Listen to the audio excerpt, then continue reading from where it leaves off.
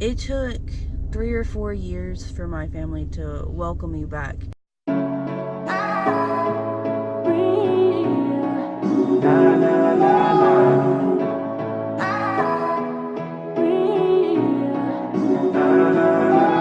Yeah, every day that's you and me. All day that's us, boo. Came through with that new thing. See, I don't know why I trust you. Hi guys, it's you and me 123 and we are back with another video. Once again, I want to say thank you to all of you guys who have subscribed to us and have stayed loyal, because we like loyalty. Yeah, it's good. It's a good feeling, and it has motivated us definitely to do more videos for everyone. So just quickly before we get into today's video, we've discovered a couple things. First of all, videoing in the house is no more because our lighting is awful, and so we have decided to film in our car because, you know, it's nice and you get the outside and nature and all of that. So we'll probably do like some park vlogs and stuff too. So yeah, it's going to be a little different, the atmosphere, and also our content. You know, at first we didn't quite know where we were going with our channel. We did initially want to do pranks and challenges, but I can't prank, babe. I'm the worst prankster ever. You know, I did film some footage on pranks and it just was terrible, so I'm not going to do pranks. And then challenges, you know, if a challenge comes across or comes our way, then we'll probably do it, but for the most part we're gonna be just a straight up talking channel. Rants, opinions, you know, and our truths. I'm not going to say the truth, because for a lot of people the truth isn't their truth, so it's going to be our truth. So what we feel is true to us, or a story that is true to us, then that will be what we're gonna put out here. Stay tuned, there will be more lit videos, I promise. And just keep sharing, keep on subscribing, and we love each and every one of you. That being said, I'm gonna hand the mic over to my beloved. Today's topic is, it was requested to us, a coming out story. I will be doing my coming out story in a part 2 video, just so that this video is not so long. So in the meantime, over to you. So, I don't even know where to start. First of all, when I came out, I was 16. Like, I'm sure everybody knew before then, because I was attracted to females since I was like born. I always liked women growing up. Even in school, when I was in kindergarten, I liked girls. But I didn't actually voice that I liked girls until I was 16. It didn't go so well for me, and I understand that it doesn't go well for a lot of people. Like, I'm not the only person out there who has a horror story. My great-grandma's thing was always, if you loved me, you wouldn't be this way. If you loved me, you wouldn't dress like a boy. If you loved me, you wouldn't be gay. If you loved me, and it was always, if you loved me. My great-grandpa, his thing was always, you're gonna go to hell, because he was a strong Christian man. He did probably 6 to 8 years later come around, but before that it was always, you're gonna go to hell, I don't want you living in my house, I can't witness your sin. I feel like that's been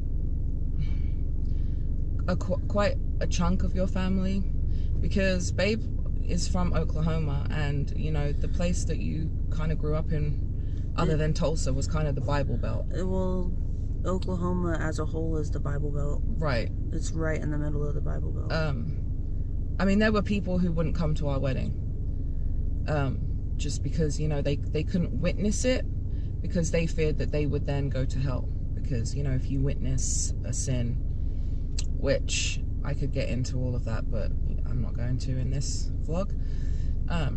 So yeah. And then my actual grandpa, well, he was my grandma's husband, but I looked at him like he was my grandpa.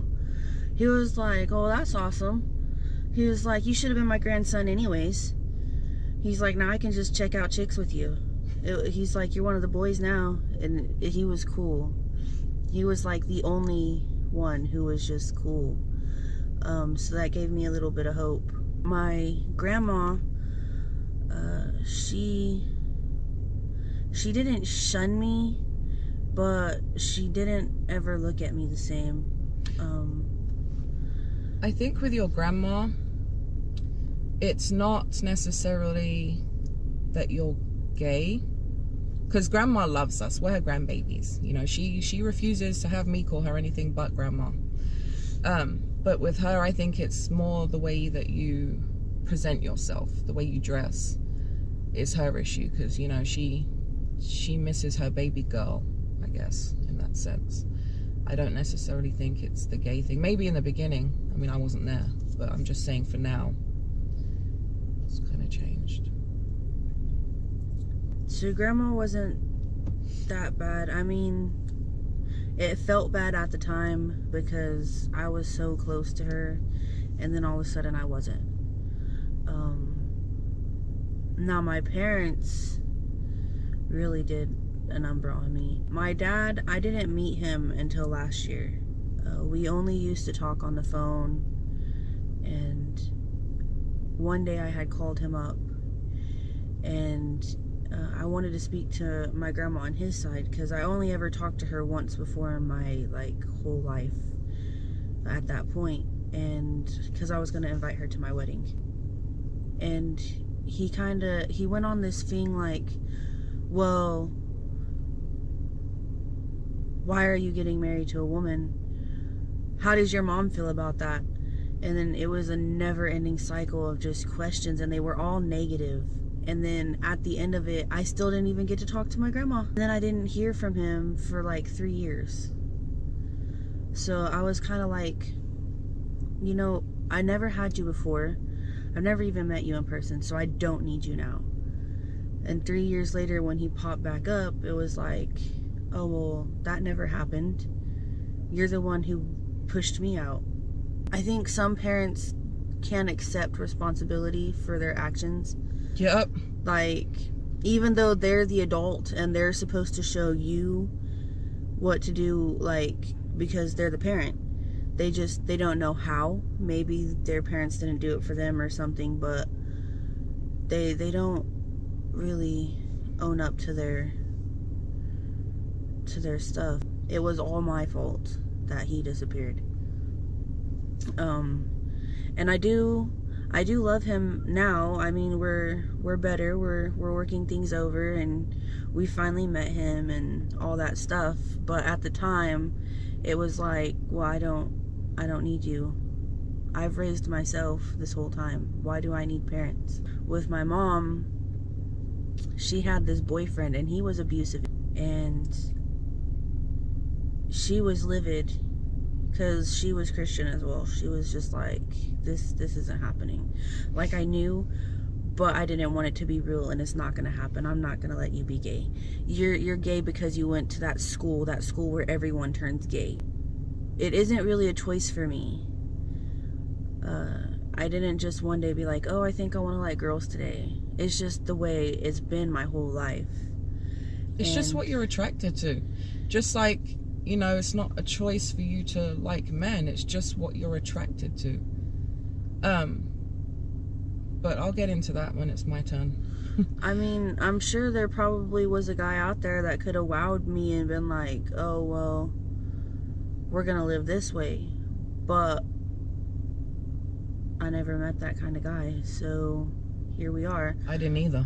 I've always, been attracted to women, and then I fell in love with a woman, a beautiful woman, and she's been with me since. So all that should matter to people is that I'm happy. It should have never been like, oh, well, be miserable because that's what we want or what we think is right. Because honestly, and this isn't to put anyone else down, but a lot of the people that we both know, so your side and my side, we're like one of the longest going relationships. So it's like, you know, this is my lifelong partner. This is going to be my baby's parent.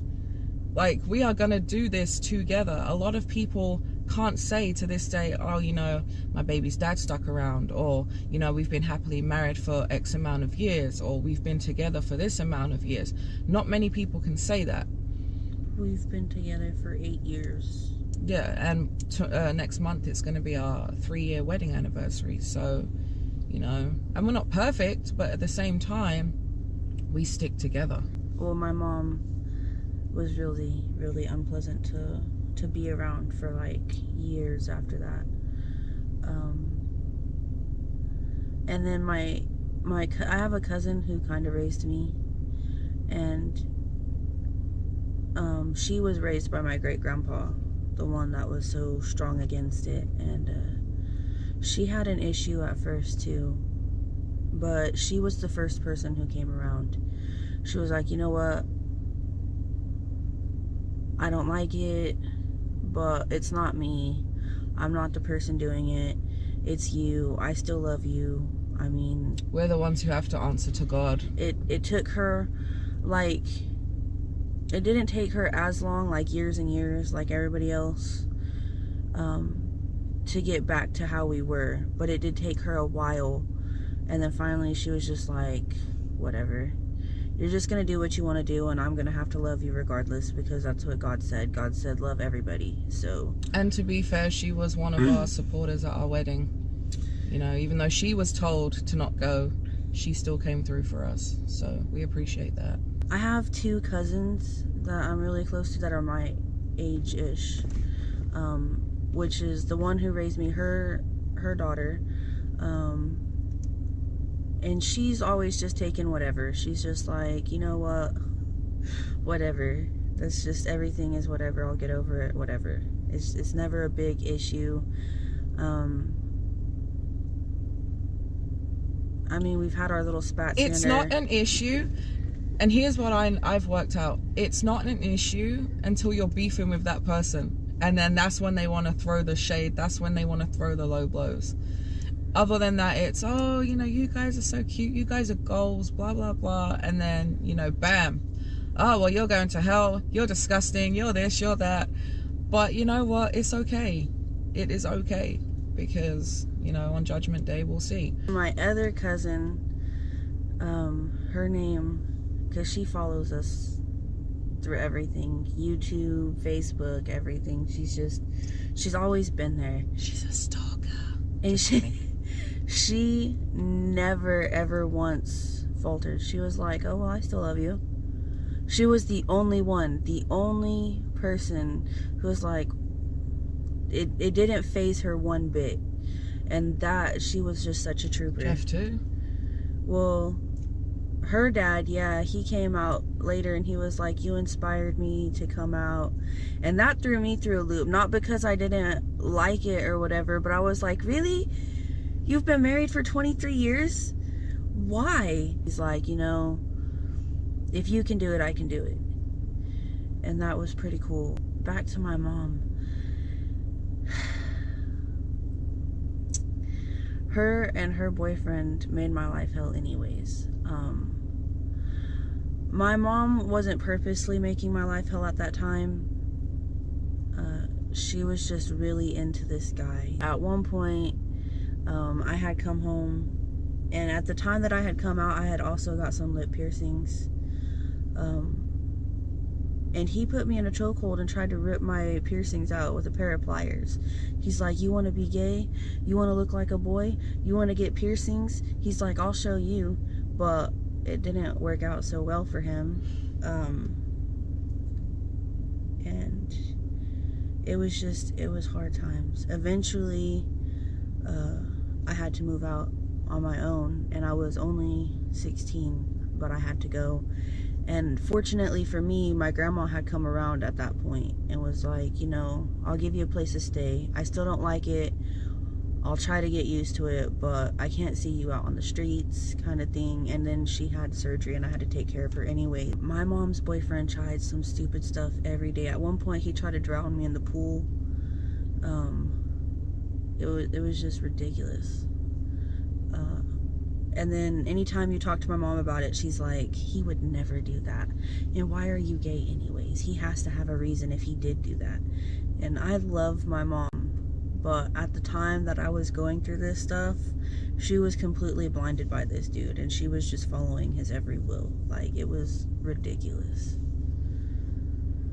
So, and then my friends were all lovely about it. Like, they were like, a lot of your friends were. We knew. Why didn't you just tell us sooner? Like, you probably would have had a girlfriend a long time ago if you just told us sooner. Like, I was just like, you know, it wasn't the right time. And then when it was the right time, I had already, you know, met Holly, and we weren't dating yet.